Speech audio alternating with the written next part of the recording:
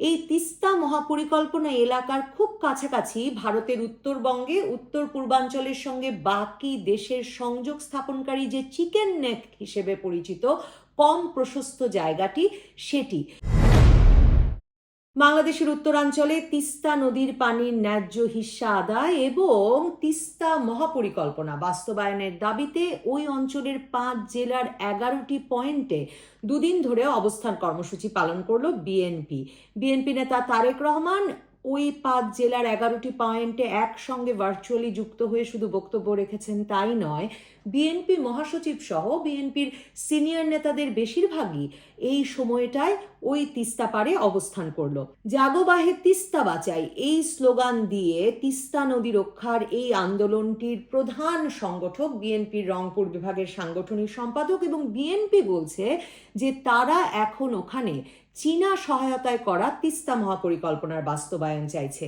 সেই 2011 সাল থেকে ভারত বাংলাদেশের সঙ্গে তিস্তা চুক্তি সই করার কথা দিয়েও তা বাস্তবায়ন না করার পর এখন চীনের সঙ্গেই বাংলাদেশ সেই মহাপরিকল্পনা বাস্তবায়নে যাচ্ছে বলে অন্তর্বর্তীকালীন সরকারের উপদেষ্টাদের কথায়ও স্পষ্ট হয়েছে।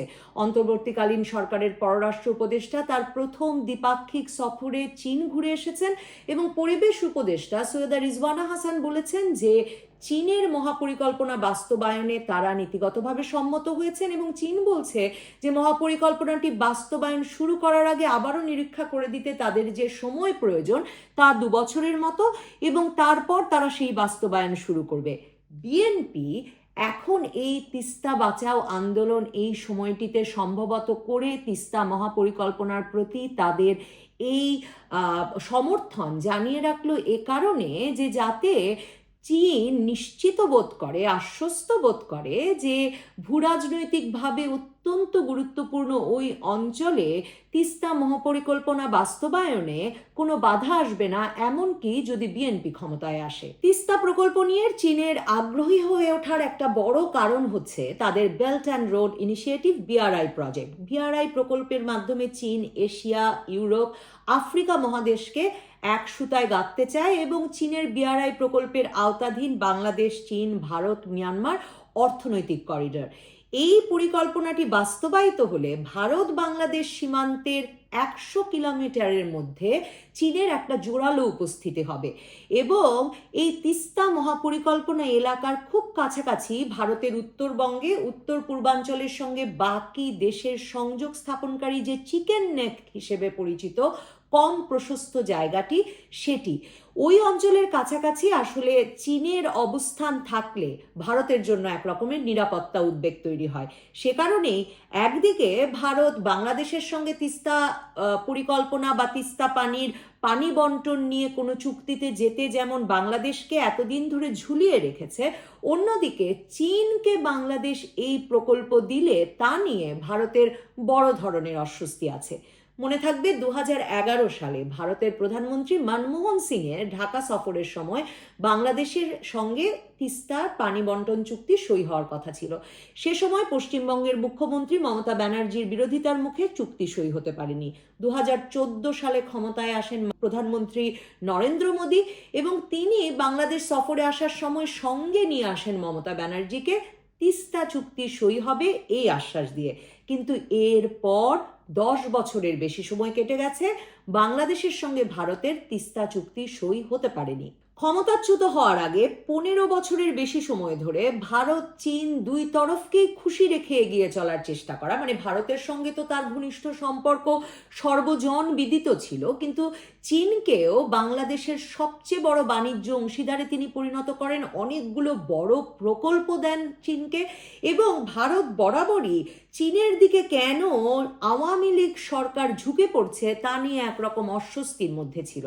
কিন্তু 15 বছরের একেবারে শেষে এসে শেখ হাসিনা তিস্তা নিয়েই শেষ পর্যন্ত এমন একটা মন কষাকষির অবস্থায় পড়েছিলেন ভারত চীন দুদেশের সঙ্গেই যে দুদেশের শীর্ষ নেতৃত্বের সঙ্গেই তার দূরত্ব স্পষ্ট হয়ে উঠেছিল জুন জুলাইয়ে পরপর তার করা ভারত ও চীন সফরে। 2024 সালের জুনে ভারত সফরে যাওয়ার আগে শেখ হাসিনা ঘোষণা দেন সংসদে দাঁড়িয়ে যে আওয়ামী লীগ সরকার, শেখ হাসিনার সরকারও চীনের সহায়তাতেই তিস্তা মহাপরিকল্পনা বাস্তবায়ন করতে যাচ্ছে। এবং দ্বাদশ নির্বাচন মানে 2024 সালে শেখ হাসিনার করা সর্বশেষ নির্বাচনের আগেই চীনের রাষ্ট্রদূত, ঢাকায় নিযুক্ত চীনের রাষ্ট্রদূত বলে গিয়েছিলেন যে নির্বাচনের পরপরই তারা কাজ শুরু করতে চান তিস্তা মহাপরিকল্পনার। এবং নির্বাচনের পরপরও পররাষ্ট্রমন্ত্রীর সঙ্গে দেখা করে এসে চীনের রাষ্ট্রদূত বলে গিয়েছিলেন যে তারা খুবই দ্রুত তিস্তা মহাপরিকল্পনা বাস্তবায়নের কাজ শুরু করতে চায়, এটার একটা আনুষ্ঠানিক ভিত্তি দিতে চায়। কিন্তু এর মধ্যে মে মাসে ভারতের পররাষ্ট্র সচিব এসে তখনকার আওয়ামী লীগ সরকারকে জানিয়ে যায় যে তারাও এখন এই ভারতও ওই তিস্তা মহাপরিকল্পনা অর্থায়নে রাজি আছে। কিন্তু তারপরেও জুনে গিয়ে সংসদে দাঁড়িয়ে শেখ হাসিনা ভারতের প্রস্তাবের কথা উল্লেখ না করে বলেন যে চীনের সঙ্গেই মহাপরিকল্পনা বাস্তবায়নে যাচ্ছে আওয়ামী লীগ সরকার। এরপর এই অবস্থায় এর এক সপ্তাহ পরেই যখন তিনি ভারত সফরে যান, তখন সারা ভারত জুড়েই আলোচনা চলছিল যে ভারত সরকারের এত ঘনিষ্ঠ হাসিনা সরকার, আওয়ামী লীগ সরকার শেষ পর্যন্ত চিকেন নেকের কাছাকাছি ওই অঞ্চলে এত বড় অবকাঠামোগত উন্নয়নের কাজ চীনকে দিতে যাচ্ছে এবং ভারতকে বিপদগ্রস্ত করতে চাইছে। এই বাতাবরণে একদিকে যেমন ভারত তবু তিস্তা মহাপরিকল্পনা বিষয়ে বা তিস্তার পানি বন্টন চুক্তির বিষয়ে কোনো চূড়ান্ত সিদ্ধান্ত বা চূড়ান্ত আশ্বাস আওয়ামী লীগ সরকারকে দেয় না, তেমনি শেখ হাসিনার ওই সফরটি কেন তিনি চীনের সঙ্গে যাচ্ছেন এই প্রশ্নের মুখে বেশ অস্বস্তিকর হয়ে ওঠে।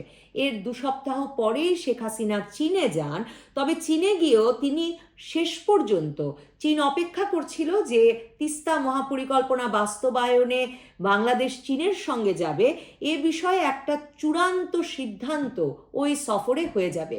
কিন্তু শেখ হাসিনা শেষ পর্যন্ত ভারতকে রুষ্ট করে জুলাই মাসে চীনের সঙ্গে তিস্তা মহাপরিকল্পনা বাস্তবায়নের সিদ্ধান্ত চূড়ান্ত করতে পারেন না।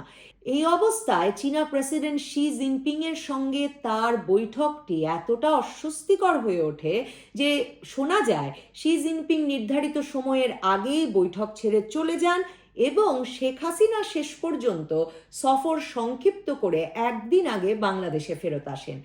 তিস্তা নিয়ে তাই বাংলাদেশের মানুষের কষ্ট, দুর্দশা, ভোগান্তি যেমন পুরনো, বিশেষ করে উত্তরবঙ্গের মানুষের পুরনো এই নিয়ে রাজনীতি আর চীন ভারত দুই শক্তিশালী প্রতিবেশীর টানাটানিও। এবার সম্ভবত অন্তর্বর্তীকালীন সরকার এবং বিএনপি দুই তরফে নিশ্চিত করা হলো চীনকে যে তাদের সাথে যাওয়াই বাংলাদেশের বর্তমান এবং ভবিষ্যৎ নেতৃত্বের ইচ্ছা।